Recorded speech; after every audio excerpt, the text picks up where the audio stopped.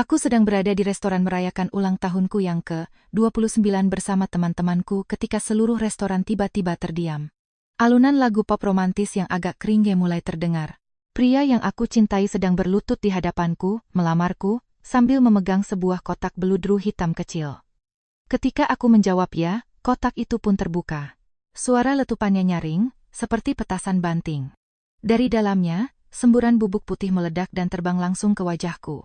Keheningan ruang makan yang terkejut itu dirobek oleh tawa lepas dan menggelegar dari pria itu, yang menunjuk tepat ke wajahku sambil berteriak. Hahaha, kamu kena prank, dan diikuti oleh tawa histeris sahabat baikku. Tapi, biar aku mundur sedikit dan menceritakan bagaimana kami bisa sampai pada hari itu dan apa yang aku lakukan untuk membalas dendam pada mereka. Ini adalah cerita orisinal dari channel Saat Topeng Terbuka.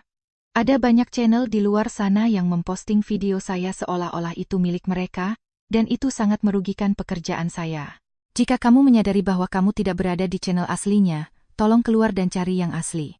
Sekarang, mari kita mulai ceritanya. Namaku Kirana, tapi semua orang memanggilku Kiran. Aku berusia 29 tahun dan selama 6 tahun panjang dalam hidupku, aku berpacaran dengan Bima. 6 tahun. Apakah kamu tahu apa arti 6 tahun dalam hidup seorang wanita? Itu waktu yang cukup bagimu untuk menyelesaikan kuliah, mengambil S2, belajar bahasa baru, dan bahkan membangun rumah dari nol. Tapi aku tidak melakukan satu pun dari hal-hal itu. Aku menghabiskan waktu itu untuk mencoba membangun seorang laki-laki. Aku dan Bima bertemu di sebuah pesta kampus. Kala itu, di usia 23 tahun, energinya sangat memesona. Dia adalah cowok lucu di tongkrongan, yang selalu melontarkan lelucon, meniru gaya dosen-dosen kami, yang membuat semua orang tertawa. Dia memiliki senyum yang manis dan cara berbicara tentang masa depan yang membuatku terpesona. Masalahnya adalah, waktu terus berjalan untukku, tapi bagi Bima, jam seolah berhenti di usia 20 tahun. Aku lulus, mendapat pekerjaan di sebuah bank digital terkemuka di Sudirman, lalu dipromosikan menjadi manajer akun. Hidupku mulai tertata. Aku punya jadwal bangun tidur, target yang harus dicapai, dan tagihan yang harus dibayar. Pada awalnya, Bima masih bisa mengikuti ritme itu.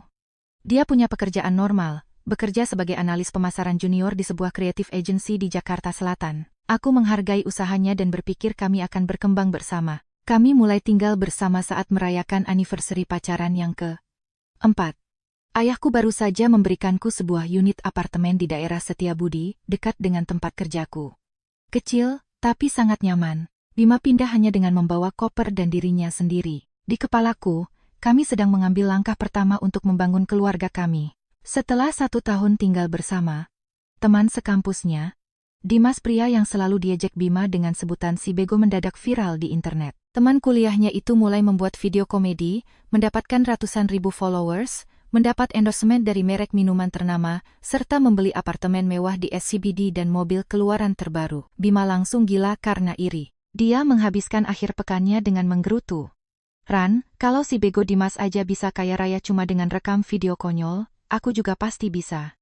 Aku jauh lebih pintar dan lebih lucu dari dia. Berawal dari ide konyol itulah, pada suatu hari Selasa biasa, dia pulang ke apartemen membawa kotak kardus di tangannya, mengatakan bahwa dia baru saja resign dari agensinya. Dia duduk di sofa, membusungkan dadanya, dan melontarkan kalimat ini. Sayang, kerjaan di agensi itu terlalu menyita waktuku. Aku udah mutusin buat jadi YouTuber full-time. Tren sekarang itu channel humor dan prank di jalanan. Sebentar lagi kita bakal dapat banyak uang. Aku ingin percaya. Sumpah, aku benar-benar ingin percaya. Dan disitulah jalan menukik tajam itu dimulai.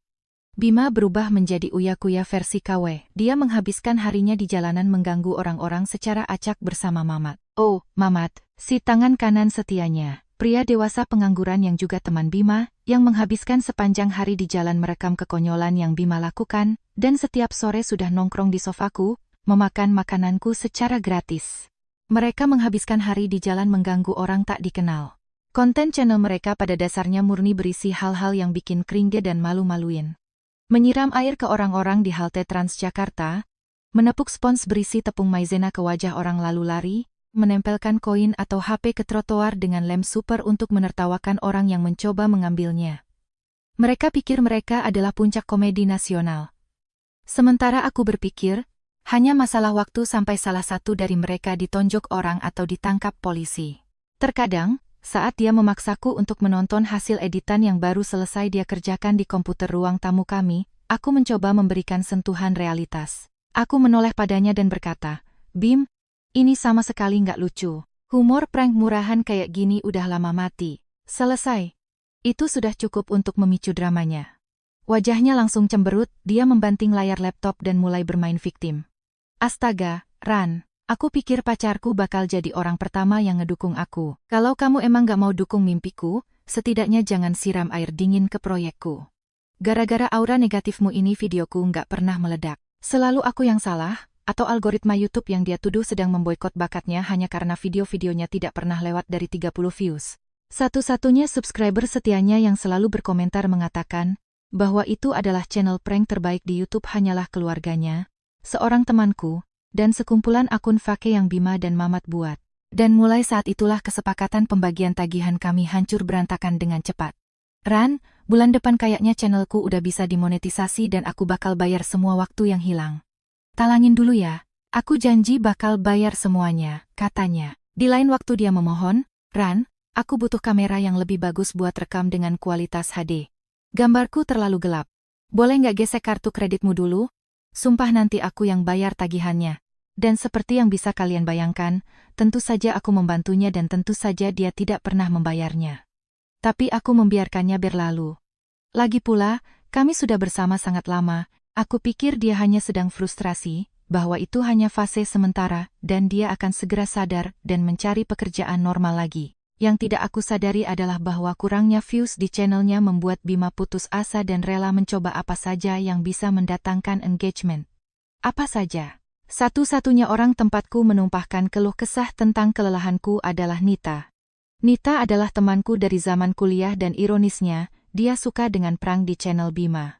Dia sering menyukai dan berkomentar di videonya. Seminggu sebelum ulang tahunku yang ke-29, aku mengajak Nita minum kopi di Senopati.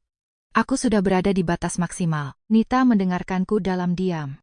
Selama hampir 40 menit, aku menumpahkan segalanya. Aku berbicara tentang tagihan yang menunggak, tentang rasa malu yang aku rasakan melihat pria yang kuinginkan sebagai kepala keluarga malah mengganggu kakek nenek di jalan demi likes.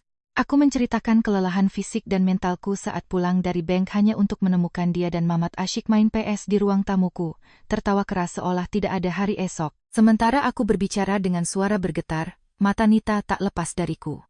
Kalau menengok ke belakang sekarang, aku tahu persis apa arti kilatan berlebihan di matanya itu. Tapi sore itu, buta karena kurang tidur dan penderitaan memikul beban hubungan sendirian, aku hanya melihat perhatian.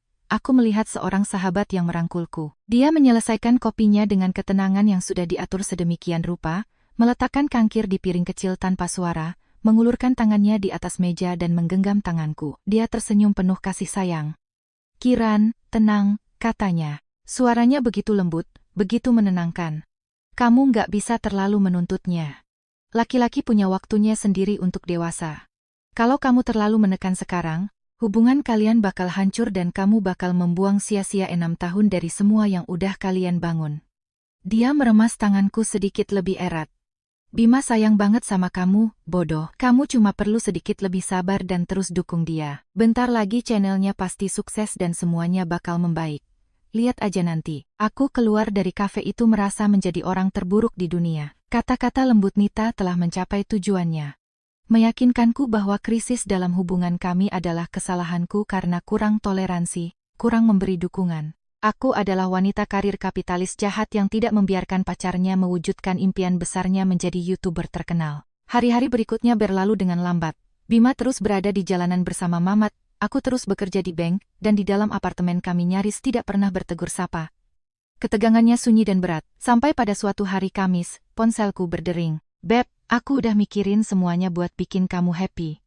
Suara Nita meledak dari seberang telepon, tanpa repot-repot menyapa halo. "Ulang tahunmu hari Sabtu dan kita bakal lakuin sesuatu yang seru banget. Aku kasih tahu dari sekarang biar kamu bisa siap-siap." Aku menghela napas, menyandarkan dahiku di tangan yang bebas. "Nit, aku makasih banget, beneran, tapi aku lagi nggak ada mood sama sekali buat ngerayain. Nggak ada tenaga, nggak ada pikiran ke sana. Aku cuma pengen diam di kamarku." "Ah, nggak boleh gitu." Dia memotong, menabrak keputusasaan,ku. Aku nggak terima penolakan. Aku nggak bakal biarin sahabatku ngelewatin ulang tahun ke-29 dengan nangis di sofa rumah. Kita harus keluar. Kamu wajib nyiapin baju paling cantik dan dandan yang spektakuler, karena hari Sabtu jam 7 malam Teng aku jemput kamu. Dia berbicara dengan keyakinan yang begitu tinggi, dengan otoritas khas sahabat yang merasa tahu apa yang terbaik untuk kita, sampai aku tidak punya tenaga untuk membantah. Aku memejamkan mata, merasakan betapa beratnya minggu itu. Saat itu, aku hanya merasakan rasa syukur yang besar karena ada seseorang yang menarik tanganku keluar dari lubang gelap ini. Ya udah, Nit. Jam 7 malam, aku mengalah. Mungkin memang ada baiknya keluar sebentar, melihat orang lain, dan menjernihkan pikiran. Malam itu juga, saat aku sedang memasak makan malam dan Bima sedang mengedit video buruknya yang lain di ruang tamu, aku berkomentar sekilas tentang rencanaku di akhir pekan. Nita nelpon aku hari ini, kataku sambil mengaduk panci. Dia nggak ngebiarin aku diam di rumah hari Sabtu. Katanya dia bakal jemput ke sini jam 7 malam buat ngajak jalan dan ngerayain ulang tahunku. Aku menunggu, entahlah, semacam reaksi, saran agar dia ikut atau tawaran untuk melakukan sesuatu berdua sebelum itu. Tapi Bima bahkan tidak mengalihkan pandangannya dari layar komputer. Sip, Yang, jawabnya dengan suara hampa orang yang lebih fokus memotong video daripada eksistensiku. Santai, nikmatin aja. Hari Sabtu aku sama Mamat bakal seharian di jalan, kita ada beberapa ide konten buat dicoba. Aku berhenti mengaduk panci. Darah naik ke wajahku begitu cepat sampai telingaku terasa panas. Konten, Bim? Tanyaku berbalik menghadapnya. Ini hari ulang tahunku. Apa kamu nggak bisa? Seenggaknya, libur bikin video konyol itu sehari aja dan pergi sama aku? Dia akhirnya berhenti mengetik dan mendengus, menyandarkan punggung ke kursi dan memutar bola matanya seolah aku sedang meminta sesuatu yang mustahil. Ran, tolong jangan mulai deh, semburnya kesal. Kamu tahu banget hari Sabtu itu hari paling bagus buat kita syuting di jalan. CFD di Sudirman rame, orang jalan-jalan di Blok M banyak, kita bisa dapat reaksi prank yang jauh lebih pecah. Channelku lagi mentok nih. Kita butuh konten kuat secepatnya. Kamu harus ngerti kalau ini adalah pekerjaanku sekarang. Pekerjaanmu?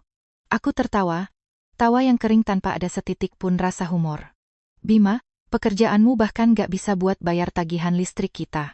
Aku nombokin rumah ini sendirian selama berbulan-bulan. Apa aku gak pantas dapat minimal 1 hari aja buat jadi prioritas di hidupmu? Tuh kan, mulai lagi kamu lempar tagihan ke mukaku. Dia meninggikan suaranya, membanting layar laptop dengan keras. Selalu kayak gini, aku udah bilang ribuan kali kalau monetisasinya udah jalan, aku bakal balikin setiap sen uangmu. Pergi sana jalan sama Nita, nikmatin harimu. Dia berdiri, menyambar kunci rumah, dan membanting pintu depan, meninggalkanku sendirian di dapur.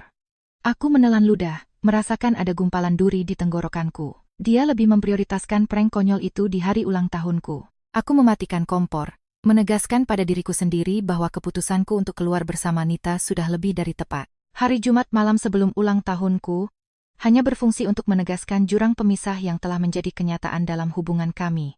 Hariku di bank benar-benar gila. Akhir bulan, penutupan target, nasabah mengeluh soal suku bunga. Aku menghabiskan jam menyelesaikan masalah orang-orang yang bahkan tidak kukenal. Aku tiba di rumah sekitar jam 8 malam, dengan kaki yang berdenyut-denyut. Aku membuka kunci pintu, berharap minimal rumahnya bersih untuk akhir pekan. Hal pertama yang kulihat adalah Mamat berbaring di sofaku, dengan sepatu kotor bertengger di atas meja tamu. Bima ada di dapur, memakan sisa ayam rica-rica, langsung dari panci yang kumasak malam sebelumnya yang seharusnya menjadi makan malam kami hari ini. Dia melihatku, berjalan menghampiri, mengecup sekilas puncak kepalaku, lalu kembali ke ruang tamu, duduk di sebelah Mamat. Oh, Ran. Aku lupa mampir ke Indomaret hari ini, dan ayamnya udah habis. Kayaknya masih ada roti tawar deh. Bikin sandwich aja buat kamu kalau kamu lapar. Aku berdiri mematung di lorong, memegang kunci rumah. Bukan hanya makan malamku yang dia habiskan, bukan hanya soal dia lupa belanja bulanan, tapi kebiasaan dan kenormalannya memperlakukanku layaknya asisten rumah tangga yang numpang tinggal di atapnya. Aku pergi ke kamar, menutup pintu, dan langsung mandi. Kubiarkan air hangat mengguyur punggungku, mencoba membasuh kemarahan dan kelelahan, tapi yang kurasakan hanyalah kekosongan yang luar biasa. Hari Sabtu, hari ulang tahunku yang ke-29. Fajar menyingsing dengan sangat sunyi. Saat aku bangun, Bima sudah tidak ada di tempat tidur. Aku pergi ke dapur dan menemukan meja makan kosong. Tidak ada catatan, Tidak ada ucapan selamat ulang tahun, hanya cangkir kopi kotor miliknya dan Mamat yang menumpuk di wastafel di sebelah panci ayam Rika-Rika semalam. Di sanalah, di hari aku genap berusia 29 tahun, menatap wastafel kotor itu, sendirian di apartemen yang kubayar cicilannya sendirian, sebuah tombol klik beralih di kepalaku. Kesedihan itu digantikan oleh sebuah kejernihan yang mutlak. Aku akan memutuskannya. Sudah diputuskan. Begitu aku pulang dari makan malam bersama Nita, aku akan duduk bersamanya, menyuruhnya mengemasi barang-barangnya, dan mengakhiri sirkus ini. Itu adalah hadiah ulang tahun ke-29 untuk diriku sendiri. Kedamaian. Rasa leganya begitu besar sehingga aku bersiap-siap dengan semangat yang tidak kurasakan selama berbulan-bulan. Aku mandi berlama-lama, memblow rambutku, merapikan kuku, berdandan maksimal, dan mengeluarkan gaun terbaikku dari lemari gaun ungu yang memeluk lekuk tubuhku dengan sempurna dan membuatku terlihat spektakuler. Ketika Nita membunyikan klakson mobilnya di lobi bawah tepat jam 7, aku turun merasa seperti wanita baru. Sebuah siklus baru sedang dimulai. Wah, gila, kamu cantik banget. Dia menjerit saat aku masuk ke dalam mobil. Iya dong, Nit. Soalnya hari ini aku udah ngambil keputusan penting, kataku, merasakan beban seberat 1 ton terangkat dari bahuku saat memasang sabuk pengaman. Malam ini, begitu aku sampai rumah, aku bakal putusin Bima. Udah cukup. Aku mau mulai lembaran baru di usia 29. Nita menatapku selama 1 detik, matanya membelalak, lalu memberikan senyuman cepat sebelum menginjak gas. Tenang, Beb. Malam ini baru awal dari semua kejutan, jawabnya. Aku pikir itu adalah ucapan dukungan. Ketika kami tiba di salah satu restoran paling elit di Senopati, aku sangat terkejut. Tidak hanya teman-teman terdekat yang ada di sana. Meja yang dipesan Nita memakan hampir seluruh bagian balkon. Ada teman-teman dari masa kuliah, rekan kerja dari bank, dan orang-orang yang sudah hampir setahun tidak kutemui. Suasananya sempurna, makanannya luar biasa. Aku sedang memegang segelas wine, mengobrol dengan antusias, menerima ucapan selamat ketika aku mendengar keributan di pintu masuk restoran. Pintu kaca terbuka dan Bima masuk. Tapi bukan Bima yang memakai celana pendek dan kaos bolong yang kukenal. Dia mengenakan jas setelan jas abu-abu dengan potongan sangat rapi, lengkap dengan dasi dan rambut klimis. Dia tampak seperti orang lain. Di belakangnya, hampir seperti bayangan, muncul Mamat, tidak memegang kamera murahan, melainkan stabilizer, gimbal profesional dengan kamera HP yang diarahkan langsung ke kami. Seluruh restoran seketika terdiam. Sebuah lagu romantis, tipe lagu soundtrack sinetron murahan, tiba-tiba mengalun secara misterius dari sistem suara restoran. Jantungku melompat dan tersangkut di tenggorokan. Orang-orang di mejaku mulai pelan, mengambil ponsel mereka sendiri untuk merekam. Nita yang berada di sebelahku menyikutku dengan sikunya sambil tersenyum. Dia berjalan ke arahku, matanya tertuju padaku. Ada sebuah kotak beludru hitam kecil di tangan kanannya. Lantai seolah menghilang dari pijakanku. Semua yang telah kuputuskan pagi tadi tentang putus, tentang wastafel kotor, tentang lembaran baru, menguap begitu saja. Aku dengan bodohnya berpikir. Dia ingin memberiku kejutan, makanya dia menyembunyikannya dengan sangat baik. Ini adalah Bima yang membuatku jatuh cinta. Dia berhenti di depanku. Restoran itu hening sepenuhnya. Hanya alunan musik romantis yang terdengar sebagai latar belakang. Mamat berjarak kurang dari 2 meter. Ponselnya fokus pada wajahku. Bima berdeham dan mulai berbicara cukup keras agar semua orang bisa mendengar. Kiran, kita udah ngelewatin banyak hal selama 6 tahun ini. Kamu bertahan dengan fase-faseku, kegilaanku, mimpi-mimpiku. Aku emang bukan pacar terbaik di dunia akhir-akhir ini, tapi aku memutuskan bahwa hari ini, di depan semua teman-temanmu, aku harus menanyakan pertanyaan paling penting dalam hidupku. Aku gemetar. Tanganku berkeringat begitu banyak sampai aku harus meletakkan gelas wine di meja. Dia berlutut. Orang-orang di sekitar menghela napas kagum. Aku membawa kedua tanganku ke wajah, mataku sudah berlinang air mata. Kirana, maukah kamu menghabiskan sisa hidupmu bersamaku? Iya, aku hampir berteriak, suaraku tercekat, tertawa dan menangis pada saat bersamaan. Tentu aja iya, dia tersenyum, senyum paling lebar di dunia, berdiri, dan memberikan kotak beludru hitam itu kepadaku. Dengan tangan yang masih gemetar, aku membuka tutupnya. Suara letupannya nyaring, seperti petasan banting. Dan yang keluar dari dalamnya adalah semburan bubuk putih yang melesat dengan tekanan langsung ke wajahku. Bubuk itu masuk ke mataku, ke mulutku yang setengah terbuka, menutupi rambut yang sudah kublow rapi, dan merusak gaunku. Aku terbatuk-batuk, tersedak bubuk tersebut. Bau manis tepung maizena memenuhi hidungku. Aku mengusap wajahku dengan tangan, mencoba membersihkan mataku yang perih, benar-benar disorientasi. Dan pada saat itulah keheningan restoran dipecahkan oleh tawa menggelegar dari Bima. Hahaha, kamu kena perang Bima gila lu. Yiha. Dia berteriak, menudingkan jarinya ke wajahku yang tertutup maizena. Gila, ini bakal jadi konten perang paling pecah seumur hidupku. Aku berkedip dengan mata berair karena bubuk, mencoba memproses apa yang baru saja terjadi. Aku melihat sekeliling. Beberapa tamu di meja kami lumpuh, menutup mulut mereka dengan tangan, merasa ngeri. Yang lain tertawa canggung, tidak tahu harus bereaksi seperti apa. Tapi tawa yang paling nyaring, di luar tawa Bima, datang dari sebelah kiriku. Aku menoleh. Nita melengkung ke depan, tertawa histeris. Ya ampun, lihat mukanya. Mukanya putih semua. Dia menjerit-jerit sambil bertepuk tangan, sementara Bima tertawa sampai harus berpegangan pada kursi. 53 orang lagi nonton live. Teriak Mamat. Sejak detik itu, segala sesuatu di sekitarku terasa masuk ke gerak lambat. Suara restoran menjadi teredam, seolah-olah aku berada di bawah air. Aku melihat Bima melompat-lompat dan memeluk Mamat, mulutnya bergerak merayakan 50.000 penonton. Aku melihat wajah-wajah terkejut dari para tamu di meja kami dan pelanggan restoran di sekitar. Dan aku melihat Nita, wajahnya memerah, mulutnya terbuka lebar, menggeliat menertawakan wajahku. Pada detik penuh keterkejutan itu, dengan bubuk putih menempel di bulu mataku, realitas menghantamku seberat palu godam. Nita bukan hanya penonton sederhana dari penghinaanku, dia adalah kaki tangannya. Dia telah merencanakan semua ini bersama mereka. Gumpalan di tenggorokanku mengencang sampai aku tidak bisa bernapas. Satu-satunya hal yang diizinkan oleh insting bertahan hidupku adalah berbalik dan lari. Aku berlari menembus ruangan, menabrak seorang pelayan, mendorong pintu kaca dengan keras. Udara dingin malam hari menerpa wajahku. Kebetulan, ada pangkalan taksi Bluebird tepat di seberang restoran. Salah satu sopir sedang bersandar di kap mobilnya. Aku praktis melemparkan diriku ke kursi belakang. Pak, tolong bawa saya pergi dari sini, pintaku dengan suara serak melengking, memberikan alamatku. Sopir taksi itu menatapku dari kaca spion, kulihat matanya terbelalak melihat kondisiku. Gaun yang hancur, rambut memutih karena maizena, air mata yang kini mengalir tak terkendali, menggambar jalur bersih di wajahku yang kotor. Aku tahu dia ingin bertanya, tapi tak punya keberanian. Dia hanya mengangguk dalam diam dan menginjak pedal gas. Selama perjalanan, kesedihan luar biasa yang kurasakan mulai mengeras dan mendingin, berubah menjadi kemarahan sebening kristal. Aku tiba di gedung apartemenku, melewati satpam dengan kepala tertunduk dan naik. Begitu aku masuk ke unitku, aku membanting pintu. Menguncinya dari dalam dan membiarkan kunciku menyilang di lubang kunci, tepat dengan cara agar kuncinya tidak bisa dimasukkan dari luar. Mulai hari itu, dia tidak akan pernah lagi menginjakkan kaki di rumahku. Aku langsung menuju kamar, mengambil ransel hitam raksasa yang biasa dia gunakan untuk bepergian, dan mulai melemparkan semua miliknya ke dalam sana.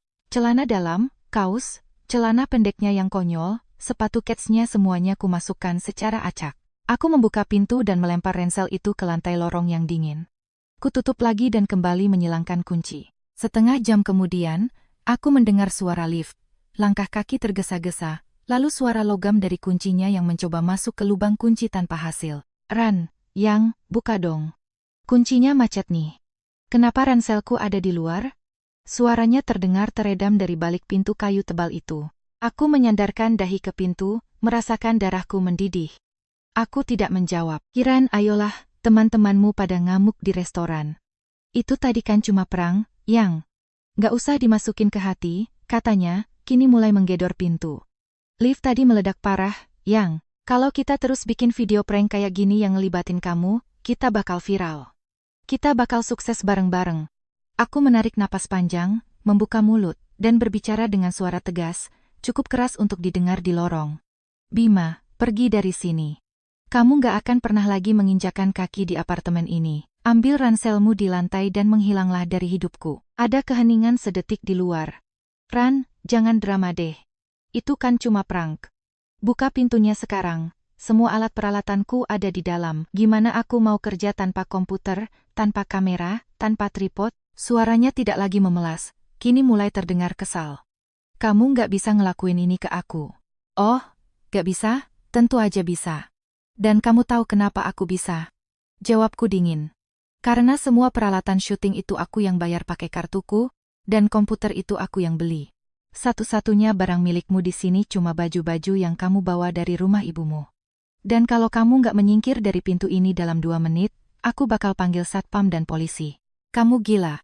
Kamu nggak berhak nahan alat kerjaku. Dia meninju pintu. 1 menit buat pergi, atau aku panggil polisi sekarang, kataku. Dia mengumpat, meneriakkan kata kasar yang menggema di lorong sepi, menendang ranselnya, tetapi pada akhirnya, aku mendengar suara kain diseret dan pintu lift terbuka. Dia pergi. Kakiku akhirnya melemas. Aku duduk di lantai dan diam di sana selama beberapa menit. Menatap kehampaan.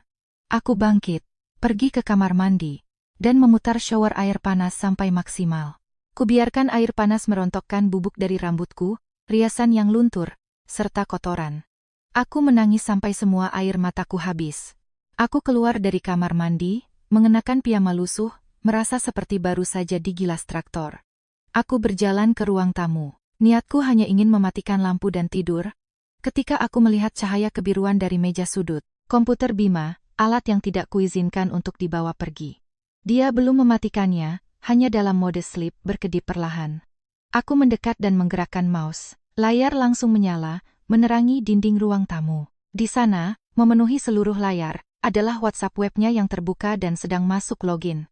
Dan tepat di tengah layar, terdapat jendela chat aktif dengan nama yang membuat jantungku berdebar seperti jenderang. Nita. Aku duduk di kursinya. Tanganku masih gemetar saat aku menggulir scroll layar ke atas, tapi mataku memindai kata-kata itu seperti scanner. Hal pertama yang kusadari adalah nadanya. Mereka tidak berbicara seperti sekadar kenalan. Mereka berbicara layaknya pasangan intim. Aku terus menggulir ke bulan-bulan sebelumnya. Aku ingin tahu sejak kapan kotoran ini dimulai, dan jawabannya ternyata jauh sebelum yang kubayangkan. Aku menemukan bahwa Nita sudah mulai menggoda Bima hampir setahun yang lalu tepat di masa yang sama saat dia resign dari agensi dan ngotot ingin jadi YouTuber. Sementara aku bekerja setengah mati untuk membiayai rumah, Nita, si cewek matre sejati yang yakin Bima bakal jadi miliarder dan terkenal di internet, sibuk memompa ego Bima lewat chat. Flirting itu berubah menjadi perselingkuhan fisik sejak 8 bulan yang lalu. Ada rekaman suara, foto-foto, dan percakapan menjijikkan mengatur jadwal untuk bertemu di apartemenku sendiri. Tapi yang membuatku benar-benar mual bukanlah pengkhianatan fisiknya, melainkan niat di baliknya. Dalam sebuah pesan bulan lalu, Nita mendesaknya. Kamu harus cepet putus sama dia, Bim.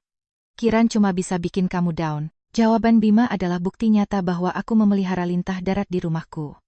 Sabar, Nit. Kiran masih berguna buatku. Dia yang bayar tagihan, belanjaan, beliin lensa kameraku. Alat-alat ini mahal. Aku butuh dia buat terus ngebayarin modalku sampai channelku dimonetisasi. Begitu uang dari YouTube bener-bener cair, aku bakal tendang dia dan kita bisa sama-sama. Aku memejamkan mata sejenak. Dia tidak mencintaiku. Dia tidak pernah mencintaiku. Aku hanyalah sebatas mesin ATM dengan fasilitas ranjang ganda. Aku kembali menggulir layar ke hari-hari terakhir. Aku ingin tahu tentang jebakan di restoran itu. Dan di sanalah percakapan itu berada. Pada sore yang sama saat kami ngopi, di mana aku menangis menceritakan keluh kesahku pada Nita dan membuka hatiku mengatakan bahwa impian terbesarku adalah menikah, Nita mengirimkan pesan kepada Bima. Bim, hari ini aku dapat ide brilian buat channel kamu. Yakin 100% bakal dapat jutaan views. Nita, sahabat terbaikku menggunakan impian terbesarku untuk mempermalukanku di depan semua orang. Aku bersandar di kursi, melipat tangan di dada. Rasa sakitku telah menguap 100%. Sebagai gantinya, senyum Machiavellis mulai terukir di sudut bibirku.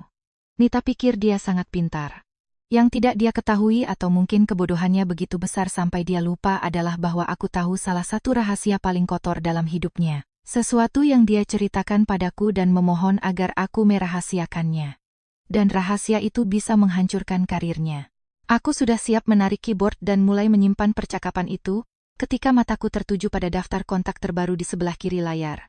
Ada sebuah nama di sana, nama yang sangat kukenal. Dimas. Apakah ini Dimas yang itu? Pikirku sambil menyipitkan mata. Pria yang setiap akhir pekannya disebut Bima sebagai si bego, tidak berbakat, dan idiot. Pria yang memicu rasa iri berpenyakit yang menghancurkan hidupku. Aku mengklik chat itu dan merasa mual dengan tingkat kemunafikannya. Bima, si pria yang mengaku jauh lebih pintar, Telah menghabiskan beberapa bulan terakhir mengirimkan pesan memohon yang memalukan. Bro, apa kabar? Channel lu makin gila ewi. Bangga gua. Gua lagi ada project prank ngeri nih. Kayaknya masuk banget sama vibe lu. Kita collab bareng yuk, kasih ruang cake buat promosiin ke subscriber lu. Engagementnya pasti pecah buat kita berdua. Dimas, yang syukurnya masih bersikap sopan, menjawab dengan menghindar. Gua lihat dulu ya, bro. Lagi sibuk banget syuting. Gua lagi siapin project baru, bikin podcast. Menarik. Aku mengambil ponselku yang tergeletak di sofa dan mencatat nomor Dimas. Aku membuka WhatsAppku sendiri dan mulai mengetik. Halo, Dimas, kamu nggak kenal aku. Aku Kiran, mantan pacar Bima. Cewek penuh tepung yang dia pura-pura lamar di siaran langsung hari ini. Bisa kita ngobrol? Aku menekan tombol kirim. Kulirik jam di dinding. Pukul 1 dini hari di hari Minggu. Secara mengejutkan, 2 centang di pesanku langsung berubah menjadi biru detik itu juga. Dan 5 detik kemudian, status Dimas berubah menjadi mengetik. Serius ini lu? Pesannya muncul di layar, dan tak lama disusul, gila, gimana keadaan lu? Selain fakta bahwa mantan pacarku dan mantan sahabatku pakai impian terbesarku buat mempermalukan aku di depan teman-teman dan 50.000 orang tak dikenal, aku baik-baik aja, ketik kemarahan membuatku tidak punya filter lagi. Dim, aku mau to the point aja, aku baru aja ngusir Bima dari apartemenku. Komputer yang dia pakai itu aku yang beli, dan alatnya ketinggalan di sini. WhatsApp webnya lagi kebuka di depanku. Aku tahu dia terus-terusan ngemis ngajak kolab sama kamu, padahal di belakangmu, dia selalu bilang dia nggak habis pikir gimana kamu bisa sukses padahal menurutnya kamu itu nggak berbakat sama sekali. Balasannya kali ini butuh waktu sedikit lebih lama. Bima emang lintah pansos, jawabnya. Dan video tadi itu hal paling aneh dan kejam yang pernah gua lihat di internet. Setengah Twitter lagi ngebantai dia. Setengahnya lagi ngira itu lucu. Internet emang sampah, tapi kasih tahu gua, kenapa lu ngecat gua? Aku baru nemuin kalau Bima cuma manfaatin aku buat bayar tagihan dan beli alat syutingnya, ketikku dengan jari yang menari cepat di atas layar. Dan juga, dia sama sahabatku, Nita cewek yang ngakak terbahak-bahak di sebelahku di video itu udah selingkuh selama 8 bulan. The prank tadi itu idenya Nita. Minggu lalu aku cerita ke Nita soal mimpiku mau nikah, dan dia mikir itu ide bagus buat mempermalukanku. Aku mau bongkar kebusukan 2 orang ini ke semua orang, dan aku baca di chatnya kalau kamu lagi bikin podcast. Aku memberi jeda, menunggunya membaca, lalu mengirimkan kartu asku. Gimana kalau kita kasih Bima panggung 15 menit yang selalu dia ngemis dari kamu itu? Dimas membalas dengan voice note berdurasi 10 detik.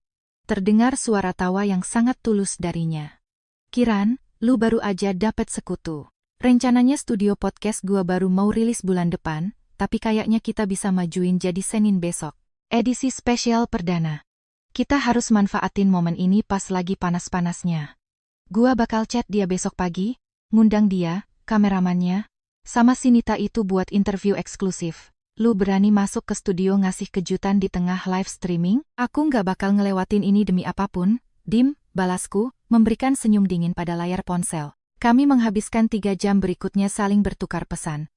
Menyusun naskah kejatuhan Bima.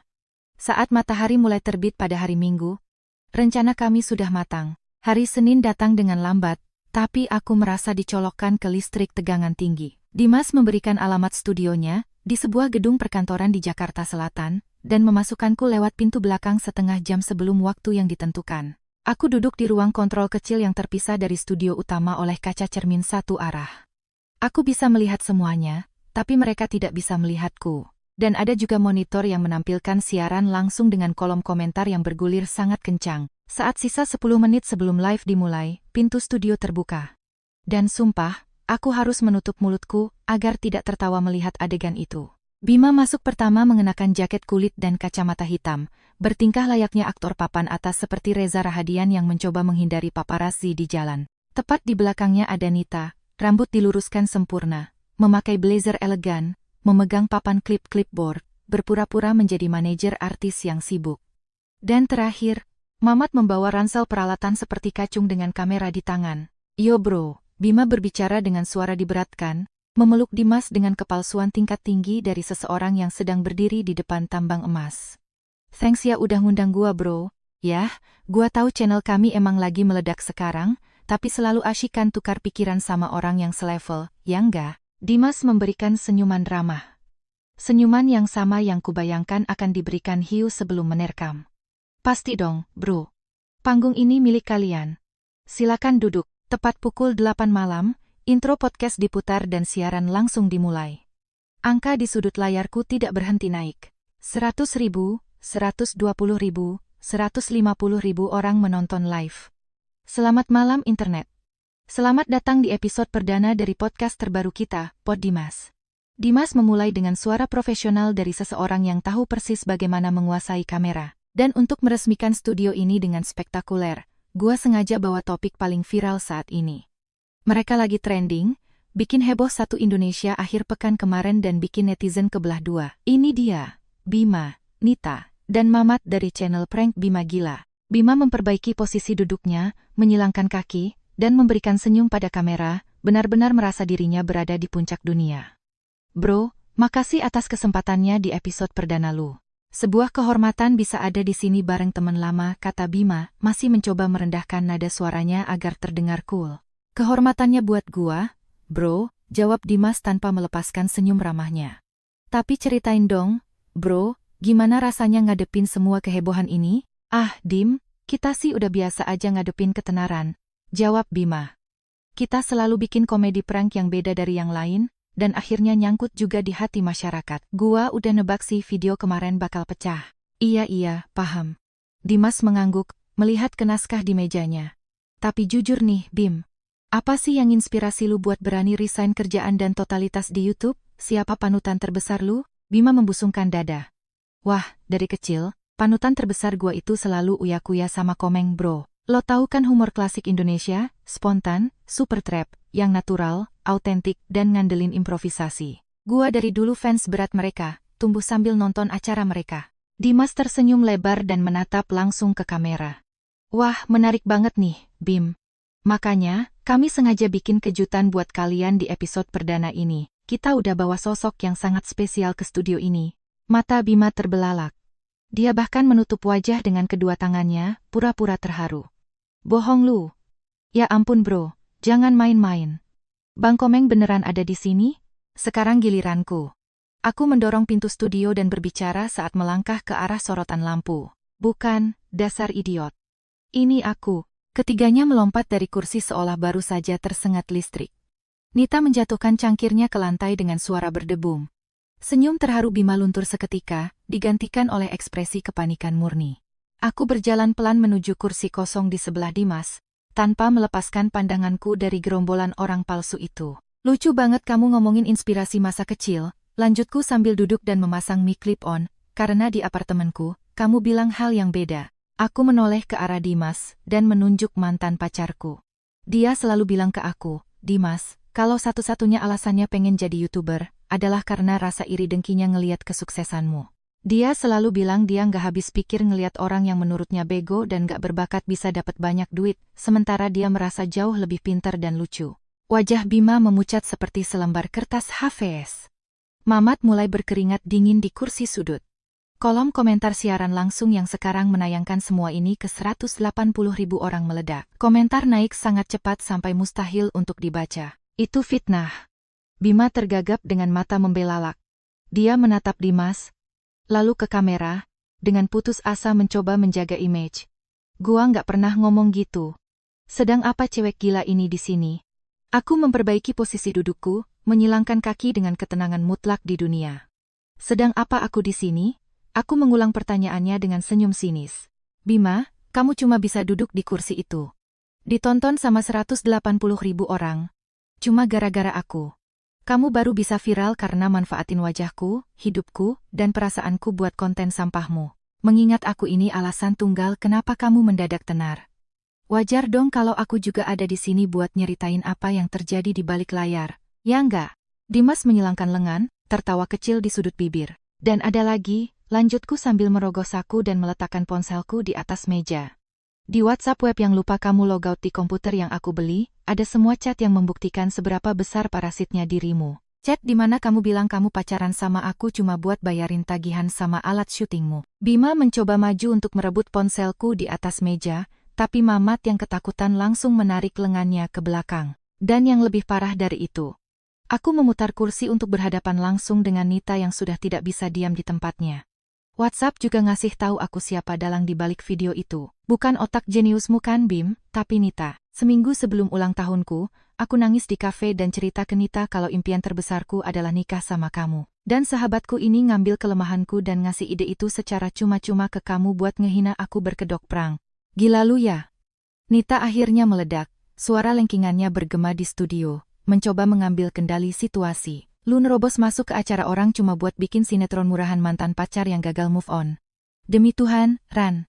Terima aja kenyataan kalau Bima itu sukses dan lu selama ini cuma jadi benalu yang narik dia mundur. Lu ngarang bebas cerita ini semua karena lu bitter dia sekarang milih sama gua. Aku menolehkan wajah perlahan, menatap langsung ke mata Nita.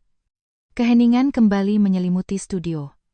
Aku ngarang cerita, Nit? Tanyaku dengan suara tenang dan dingin, membelah udara yang berat. Jelaslah lu ngarang. Balasnya, menyilangkan lengan dan mendongakkan hidung, mencoba berpura-pura memiliki superioritas yang sebenarnya tidak dia miliki. Lu tiba-tiba muncul di sini, pengen ngancurin reputasi orang. Belajar satu hal ya Ran, jangan pernah ceritain impian lu yang paling dalam ke siapapun. Orang bisa pakai itu buat nyerang lu suatu hari nanti. Dia tersenyum dengan senyum plastik yang sama. Bangga mengakui langsung di depan wajahku bahwa dia telah menusukku dari belakang untuk menghancurkanku. Aku membalas senyumannya. Kamu bener banget, Nita sahabatku tersayang. Kataku sambil menyandar ke kursi. Kita emang gak boleh nyeritain rahasia kita ke siapapun. Sama persis kayak gimana cara kamu dapetin jabatan manajer di perusahaanmu yang sekarang. Ingat kan, postur tubuh Nita goyah. Senyum plastiknya bergetar di ujung bibir. Gua gak ngerti maksud lu apa. Pasti karangan lu yang lain, katanya dengan suara yang tiba-tiba mengecil. Ah Nita sayang. Berhubung kamu lupa, biar ku segarkan ingatanmu. Aku lagi ngomongin gimana kamu bisa dapat posisi manajer idamanmu di perusahaan properti tempat kamu kerja sekarang. Aku berbicara langsung ke mikrofon. Kolom komentar di layar berkedip sangat cepat, hingga tampak hanya seperti bayangan. Aku inget banget hari itu, waktu kamu ketemu aku setelah jadwal wawancara tahap akhir yang anehnya diadakan di sebuah hotel di Jakarta, bukan di kantor. Kamu duduk di depanku, dan aku tanya. Gimana Nit? Lolos nggak interviewnya? Terus kamu sambil ketawa jawab. Lolos dong, kan udah ujian praktik. Lu sakit jiwa. Ini fitnah. Pencemaran nama baik. Lu nggak punya bukti apa-apa. Nita berteriak, bangkit dari kursinya begitu cepat sampai kursi itu terguling ke belakang. Wajahnya merah padam, seperti tomat busuk. Nggak punya bukti? Aku mengangkat satu alis, menatap dalam kebola matanya.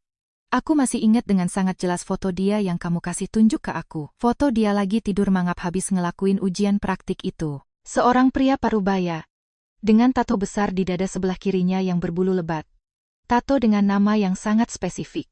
Hartini. Seluruh studio membeku. Bima menatap Nita dengan wajah ketakutan. Dimas bersil pelan, menjauh dari mikrofon.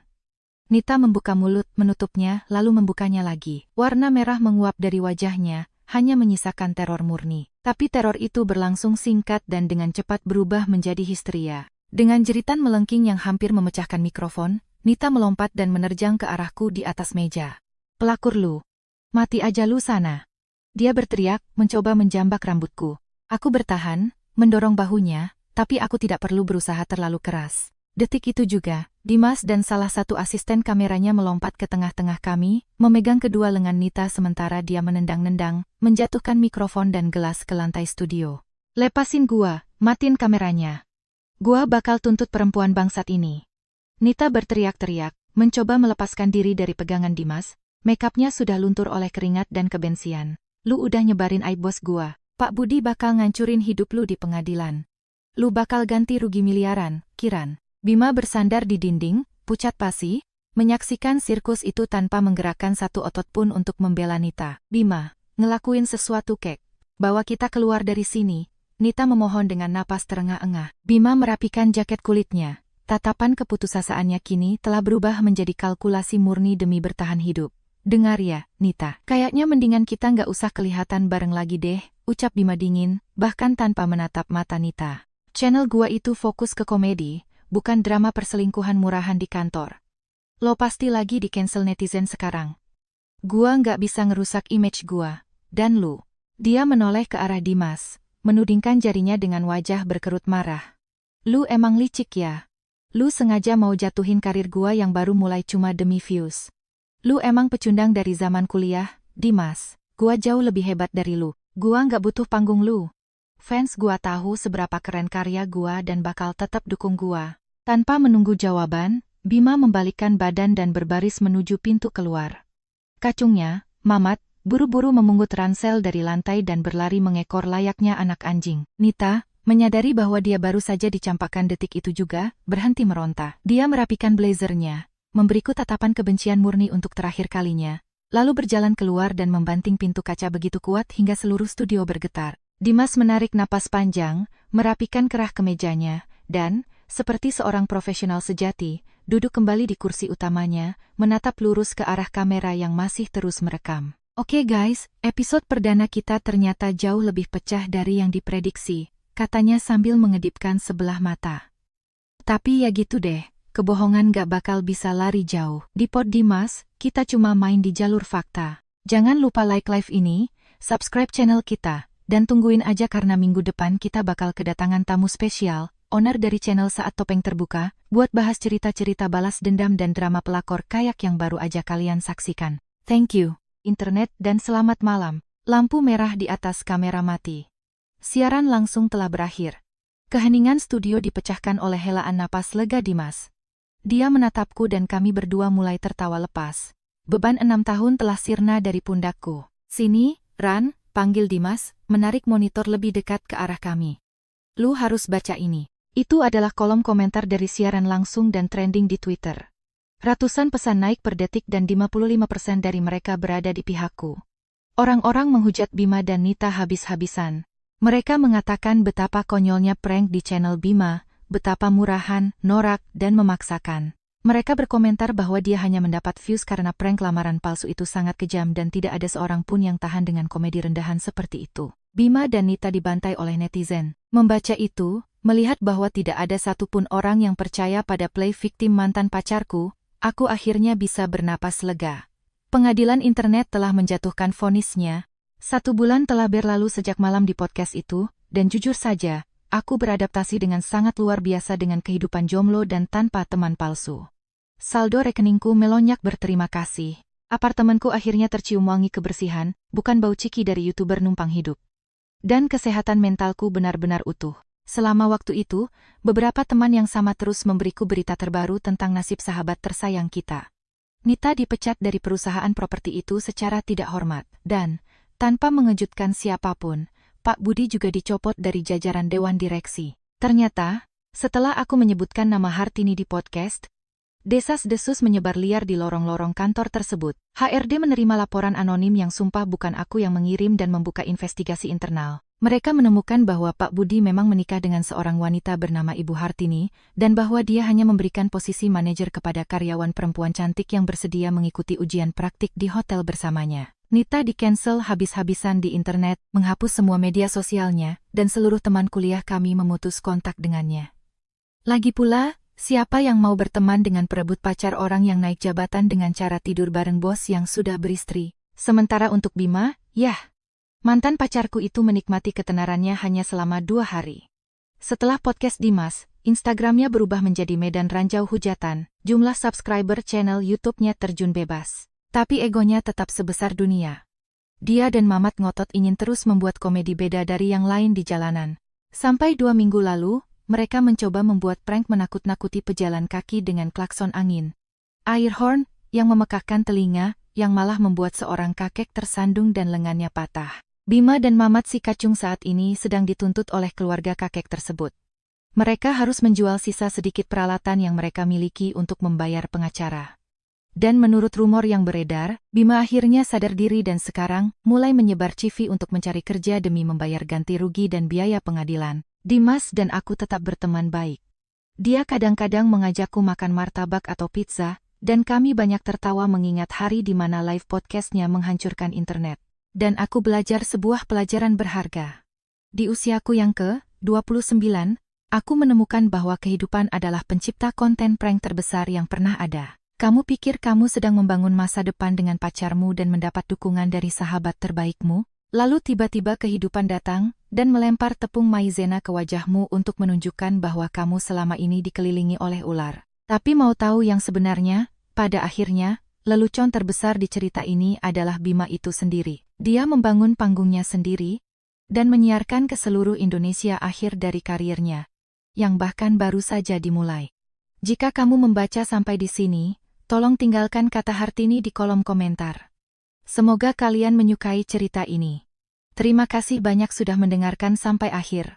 Jangan lupa untuk tekan tombol like di video ini, karena itu sangat membantu channel ini untuk berkembang. Peluk hangat, dan sampai jumpa di video berikutnya.